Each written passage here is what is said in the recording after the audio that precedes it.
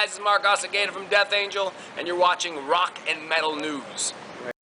Hey guys, this is Ron from YouTube's Rock and Metal News with a Rock and Metal News update. 3 Days Grace have already released the song Mayday, which is their first single since the return of original vocalist Adam Gontier.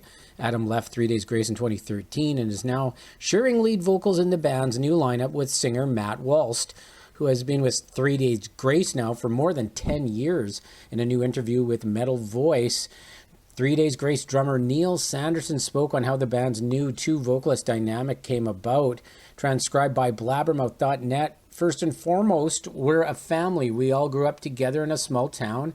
And so Matt, who came in 2013 to replace Adam, has been in the band for, 12 years now. But he's Brad, our bass player's younger brother. So he was around as a kid when we first just were jamming in basements and trying to figure out our sound as we were teenagers, and he wasn't even a teenager.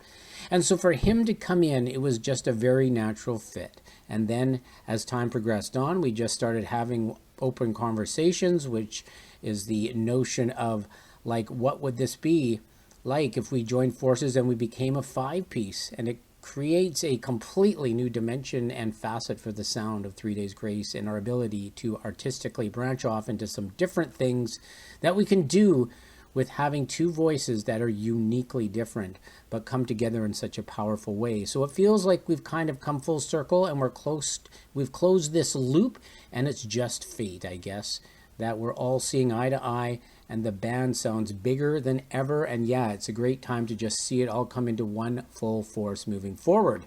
Check out the full interview and the link in the description. When asked about what fans can expect to see in the new 3 Days Grace album, Neil said, "It's looking like we're going to be releasing it in June. We're just putting the final touches on it. We're passing the recording stage. We're doing some mixing right now and just doing some finessing, just kind of going over everything. Some of the times we'll go back to it and just see like what we can mute and what we can remove. Sometimes that's an exercise in making a record that's good, because sometimes you just have too much stuff in there and more isn't always better. So we kind of go through at that process and just make sure that every part is there deliberate and is there for a reason and is making the song better. If not, it's gone. So get set for a new 3 Days Grace album with two singers.